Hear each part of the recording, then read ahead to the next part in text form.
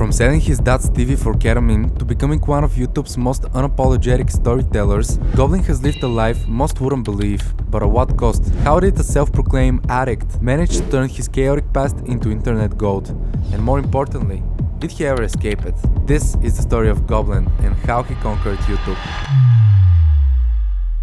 Born Nicholas Campana in Chicago, Illinois, Goblin was never the academic type. With a 0.8 GPA, he practically failed all of his classes. I didn't do any homework. I didn't do any after school work. If I did a test I didn't feel like doing, I would just write random shit. On top of that, his parents were divorced and moving schools didn't make things any easier. At 14, he tried drugs for the first time, but when he switched to a new school, everything changed. Suddenly, he was surrounded by a different crowd, one with access to way harder substances. A whole array of new people that I'd never met before, and it was like all the drug dealers and criminals concentrated right next to me in all my classes. Within a year, he wasn't just experimenting, he was a full-blown addict. His drug use spiraled quickly, forcing him to drop out of high school after just one semester to go to rehab. During this chaotic time, Nicholas also launched his YouTube channel, originally posting Call of Duty videos. Hello ladies and gentlemen, this is Goblin, and today it's just a little commentary that I felt like I should put out because I'd like to announce that I am officially coming back to commentating. He recorded gameplay and uploaded it for fun, but it wasn't until 2016 that he posted his first storytime video. What is up ladies and gentlemen, it's your boy Goblin, and today I'm coming in with a story time for you guys about my first time trying Molly. As his channel grew, so did his drug habit.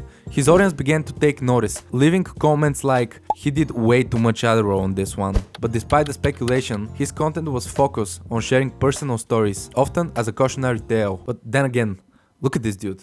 He literally looks like your substitute geography teacher. You would never guess this guy does drugs. Like, never. Goblin's drug use escalated fast though. At one point, he was even cooking drugs in his house an hour before his mother came home. Despite his reckless behavior, he always had this strange sense of etiquette about getting high, if you know what I mean. But this lifestyle was unsustainable. Every day revolved around the same question. Alright, how am I having fun today? Well, obviously that I'm getting high, you know? Alright, how am I getting high today? I don't have money?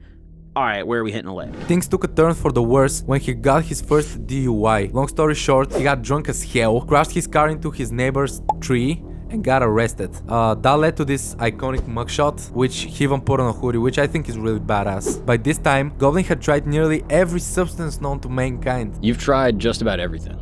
Yeah, I think it would be more convenient to name drugs that I didn't try. Eventually, his mom kicked him out, leaving him to bounce from place to place. For a while, he lived in a trap house, but that didn't last very long. Despite this chaos, his YouTube following exploded. People were drawn to his raw, unfiltered stories. But even with this success, he was spending every YouTube check on drugs. And then suddenly came his near-death experience. He woke up in a hospital after taking fake LSD, something that made him re-evaluate his entire life. When I was 17, I had a cardiac arrest when I took fake acid. What?